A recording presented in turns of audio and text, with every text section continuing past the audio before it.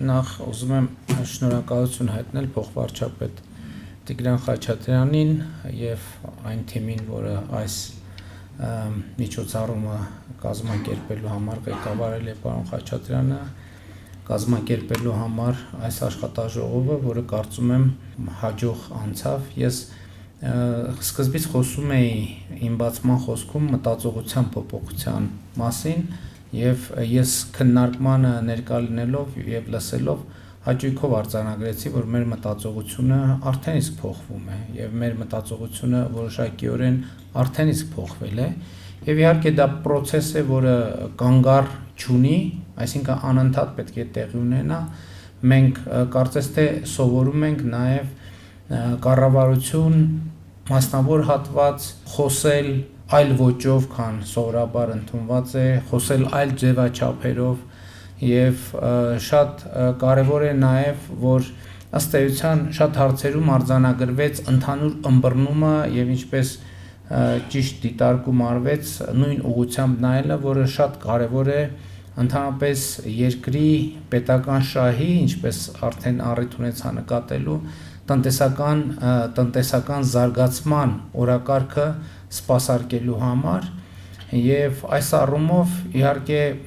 աշխատաժողովը կարեւոր է, որ հենց առաջինից հետո էլ ինքը ուղղակի հավաքվել խոսալու եւ հրաժեշտ տալու միջոցառում չէ, շատ ճիշտ նկատվեց այսօրվա խոսակցության արդյունքում ձևակերպվելու են կամ ճշգրտվելու են կամ ճշգրտվում են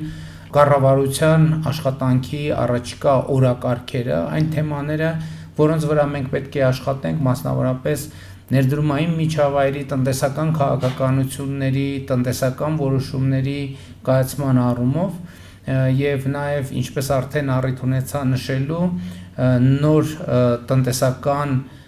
դոկտրինի կամ նոր տնտեսական պարադիգմի մասին մեր պատկերացումների վրա կունենա եւ ունի արդեն էական ազդեցություն։ Ես ուզում եմ ընդհանրապես հետեւյալը ասել, որ տնտեսական մտածողության փոփոխություն ասածը ընդհանրապես մտածողության փոփոխություն է, որովհետեւ ի վերջո մարդու կենսագործունեությունը ինքը տնտեսական երևույթ է, տնտեսությունը մարդու կենսագործունեությունն է։ Ես ճիշտ է ընդգծելու համար ասացի բացման խոսքում, որ սպորտը տնտեսության ճյուղ է, մշակույթը տնտեսության ճյուղ է, բայց մեծ հաշվով ամեն ինչն է տնտեսության ճյուղ։ Տենց բան չկա, որ տնտեսության ճյուղ չի։ Եվ այս առումով, բայց մտածողության փոփոխության առումով ես կարծում եմ, որ մի քանի գործիքներ կան, որոնք մեզ համար այսօր արդեն նոր տարածքներ են բացում։ Մասնավորապես ներդրումային միջավայրի տնտեսական հարաբերությունների առումով ես հիշում եմ, որ 2018 թվականին, երբ որ մեր քննարկում էինք, թե որն է տնտեսական հեղափոխության այն գործիքները, որոնք են, որ մենք պետք է կիրառենք, դրանցից առաջնայինը դիտարկել ենք եւ այսօր էլ դիտարկում ենք կապիտալի շուկայի զարգացումը, որովհետեւ ընդհանրապես դա փողը կառավարելու եւ սեփականություն հասկացության բոլորովին ուրիշ դիտանկյուն է եւ կարծում եմ, որ մենք իմիջայլոց քաղաքական փոփոխությունները ավելի տևական եւ հիմնարար են այն պարագայում, երբ որ իրենք տնտեսական մտածողության փոփոխությամբ են ուղեկցվում։ Հիմա մենք այդքան ժամանակ խոսում ենք կորպորատիվ կառավարման գործիքների ներդրման համար, տնտեսական մտածողության փոփոխության ամենակարևոր բաղադրիչներից մեկն այն է, որ այս ծառնիմն է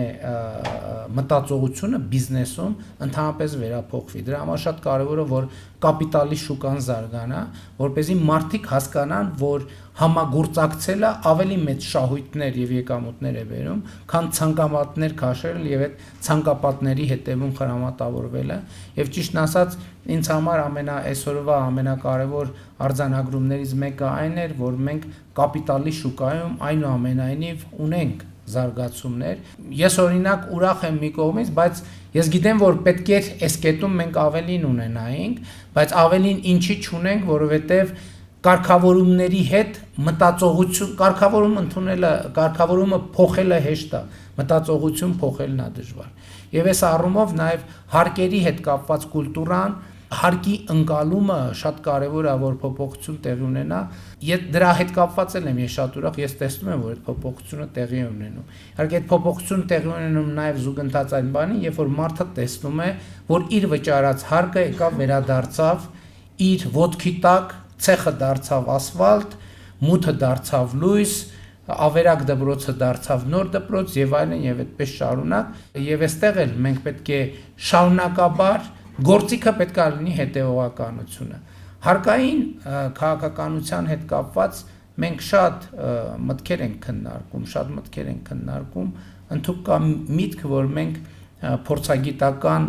ներուժ ձևավորենք եւ ընդունենք 10 տարվա հարկային օրենսգիր։ Ընդհանուր այսպիսի գաղափարներ կան, որոնք մենք պետք է նայենք, թե ինչքանով են իրատեսական, բայց երբեմն պետք է ուղղակի համարձակություն ունենալ քաղաքական որոշում կայացնել։ Ես օրինակ անկեղծ ասեմ, կարծում եմ, որ վերջին տարիներին մեր կուտակած գիտելիքը արդեն իսկ մեզ ընդհանուր մոտեցրել է այն շեմին, որից հետո մենք կարող ենք այդ որոշումը կայացնել։ Ընդունել հարկային օրենսգիր, ասել ես հարկային օրենսգիրքը 10 տարի չի փոխվելու, որովհետև միջազգային ներդրողների համար, երբ որ ես նրանց հարցնում եմ, ասում եմ, իսկ մեր կարգավորումների մասին ինչ կարծիք եք, շատ հաճախ հնչում են տեսակետներ, որ ասում են, գիտեք ինչ կարգավորում ուզում եք տվեք, ուղղակի տվեք տեսադաշտ, թե ինչքան ժամանակ այդ կարգավորումը չի փոխվելու, եւ այս առումով իհարկե մենք այդ ուղղություններով մտածում ենք։ Մի հարցել եմ ուզում անդրադառնամ, խոսքը նրա մասին է, որ մենք 2018 թվականից մենք դրել ենք այդ խնդիրը, որ մենք մեր ներհայաստանյան փորձագիտական ներուժը պետք է զարգացնենք եւ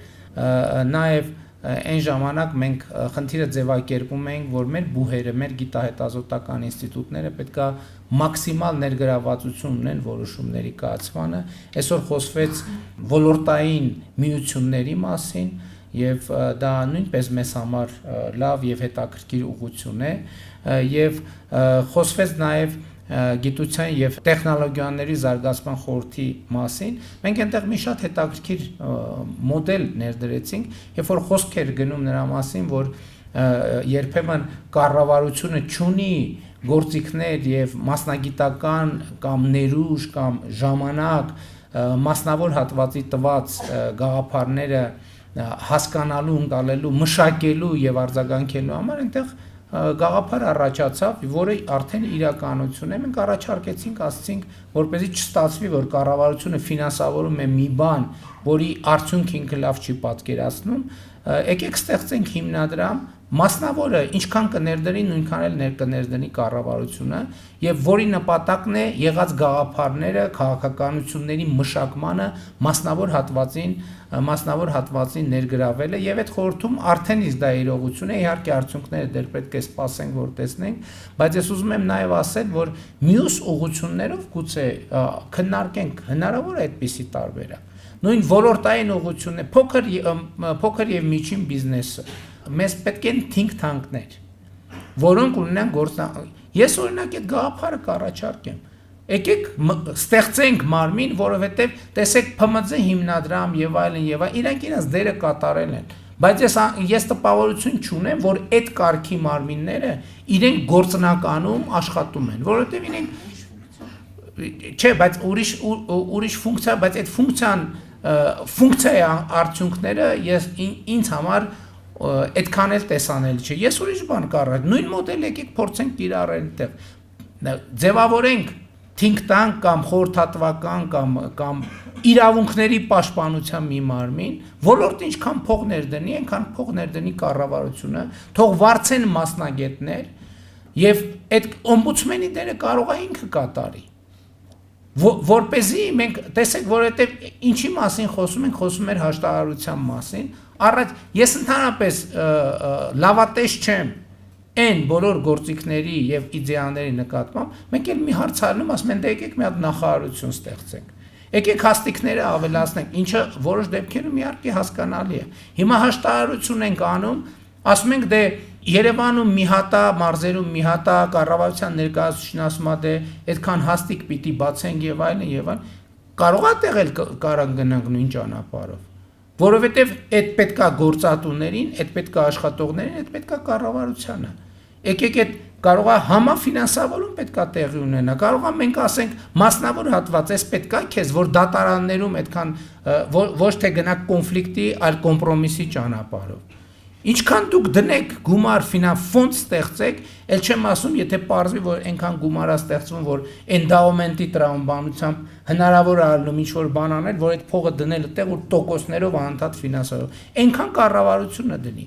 Ես մտածողության փոփոխություն, ասենք որոշ հատվածներում էլ մենք պետք է գնանք մտածողության փոփոխության, որովհետև այն որ եկեք վարչական նոր հաստիկներ ստեղծենք, որ հետո բողոքենք վարչահարությունից, այդ կներեք մի քիչ հին մտածողություն է։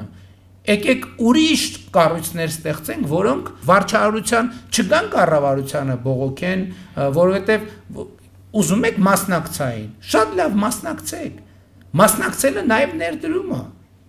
Մասնակցելը նաև ներդրում է, որովհետև մասնակցելը այս մասնակցություն չի, որովհետև շատ կարևոր է, որ մասնավոր հատվածը, որ հիմա այստեղ գնաց, լինեն մարմիններ, որ մասնավոր հատվածի այստեղ խոսացածների նկատմամբ հետևողական լինի, չթողնվի կառավարության բարեխղճությանը, ինչը կառավարությունը կնկատի, ինչը չի նկատի։ Ես հիմա բոլոր ոլորտներին առաջարկում եմ, եկեք ստեղծենք այդ կարգի մարմիններ, դե յուրե դրանք հիմնադրամներ կարող են լինել, բայց դե ֆակտո think tank-ներ եւ աշխատող խորհրդատվական մարմիններ, ոլորտները ինչքան փող դնեն, կառավարությունը այդքան փող դնում է։ Եվ մենք այդ top մասնագետներին գնանք վարձենք բերենք, ասենք խնդիրները ձևակերպենք դնենք, ասենք եկեք լուծումները գտեք։ Եվ ես կարծում եմ, որ մենք պետք է գնանք սել ճանապարհով, որովհետև նոր նախարարություններ, նոր կոմիտեներ, նոր վարչություններ եւ չնայած հիմա մենք ստիպված ենք գնալ այդ ճանապարհով։ Ուրիշ, որովհետև մենք այնքան պրոյեկտներ ունենք, մենք կառավարությունը արդեն սեփական պրոյեկտները կառավարելու խնդրեմ ունի։ Մենք չենք կարող մեր սեփական պրոյեկտները, որովհետև այնքան կապիտալ եւ այլ ներդրումները մեծացրել ենք, մենք հիմա չենք կարողանում մեր պրոյեկտները կառավարենք։ Հիմա մենք այդ ուղղությամբ որոշակի միջոցներ ձեռնարկելու ենք, բայց այսօրվա խոսակցությունը, նաև ռազմավարական խոսակցությունը, նաև եթե այդ կամրջող մարմինները չստեղծենք, այս խոսակցությունները հատվածական են լինելու, ընդհատվելու են։ Հա, ես շնորհակալ եմ եւ ուրախ եմ, որ նախորդ մեր հանդիպումից հետո փոխվարչապետի գրասենյակը հետեւական աշխատել է։ Բայց եկեք դնենք մարմիններ, ում գործը կլինի աշխատելը, օգնել եւ ոլորտին եւ կառավարությանը, որովհետեւ հիմա փոխվարչապետերի բոլոր նախարարների ծարաբեռնվածությունը անընդհատ ամեն օրվա հետ աճում է եւ քաղցառայության հաստիկներ ավելացնելով մենք այդ խնդիրը չենք լուծելու։ Սա մեզ կօգնի եւ ներսում փորձագիտական կարողություններ ձևավորել եւ ունենալ մարմիններ, որը ոչ մասնավորինն է,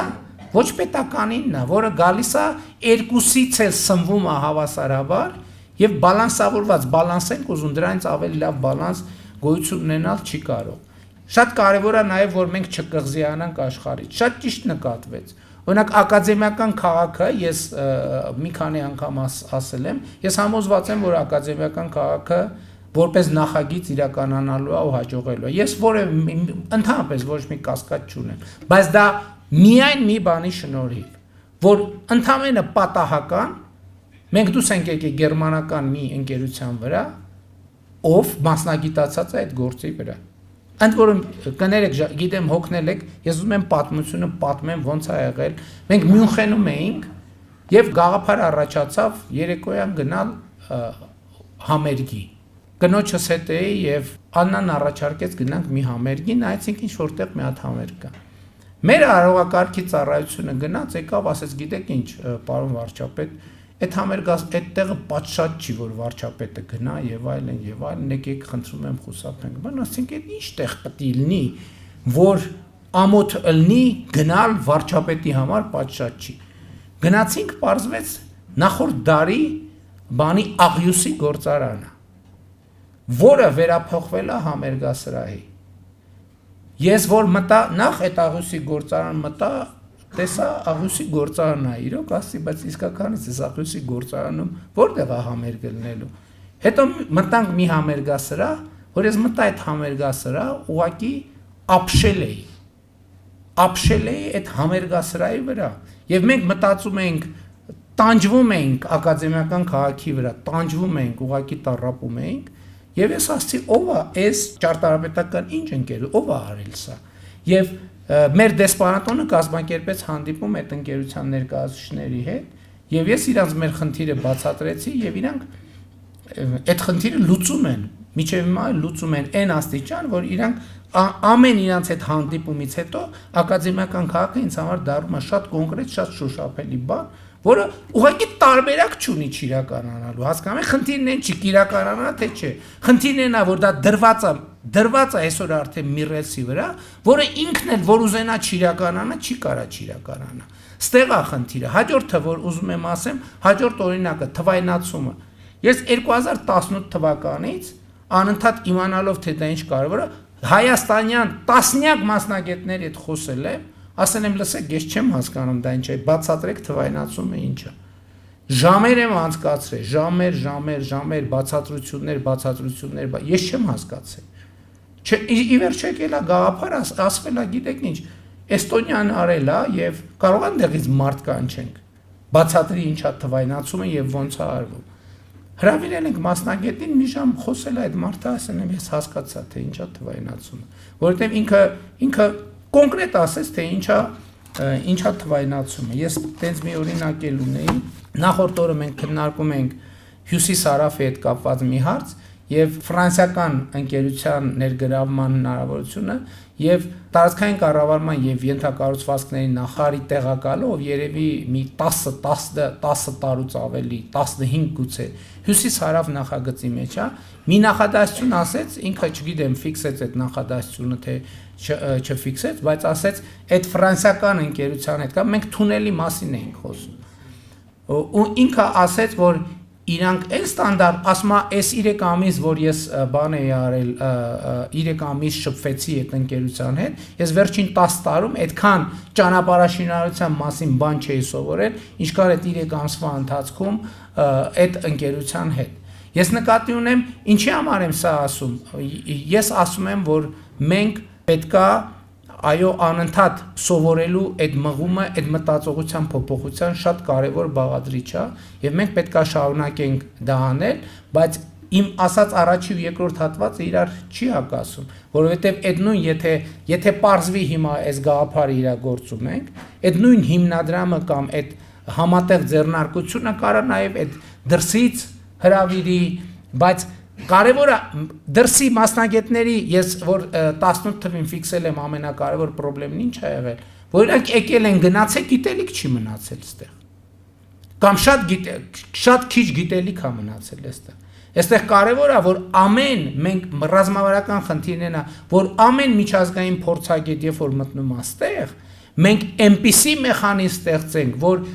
Իրանից հետո պարտադիր գիտելիքի մի շոշափելի ծավալ, որը համարժեք է վճարած արժեքին անպայման մնա Հայաստանի Հանրապետությունում։ Ինչ որ մի ուսանող, ինչ որ մի երիտասարդ փորձագետ, փորձառու փորձագետ անպայման դրանից իր պրոֆեսիոնալ եւ կրթական ցենզը ավելացնի։ Ես ուզում եմ խոստովանեմ, որ այսօրվա իմ մասնակցությունից իմ իմացությունը Հայաստանի Հանրապետության մասին մեծացավ։ Ես իմացա բաներ, որ չգիտեի մինչև այս Հայաստանի Հանրապետության մասին եւ կարծում եմ ինձ համար դա ամենամեծ արդյունքն է եւ հույս ունեմ, որ մյուսները նույնպես արդյունավետ են համարում։ Եթե այո, այս նշանակում է այս ձևաչափը կլինի շարունակական, այն էլ եմ ուզում ասել, որ հիմա եթե առաջին ու երկրորդը կազմակերպչական բովանդակային առումով համատենք կիլոմետրերի տարբերություն կա, դուք բոլորդ ներկա եղել եք, առաջինից հետո մենք գոհ ենք շատ, բայց եթե հիմա սկսած վիզուալ, կազմակերպչական եւ այլ մնացած հատվածներում, այսինքն շատ մեծ անգամ կարգի տարբերություն կա առաջինի եւ երկրորդի մեջ, սա ստեղ ամենակարևոր հաջողությունը ինչ է, հաջողությունն է, որ մենք գիտենք սովորել, երբ որ մենք գիտենք սովորել նշանակում է, որ մենք մեր առաջ դրված բոլոր խնդիրները կլուծենք։ Շնորհակալ եմ բոլորիդ մասնակցության համար։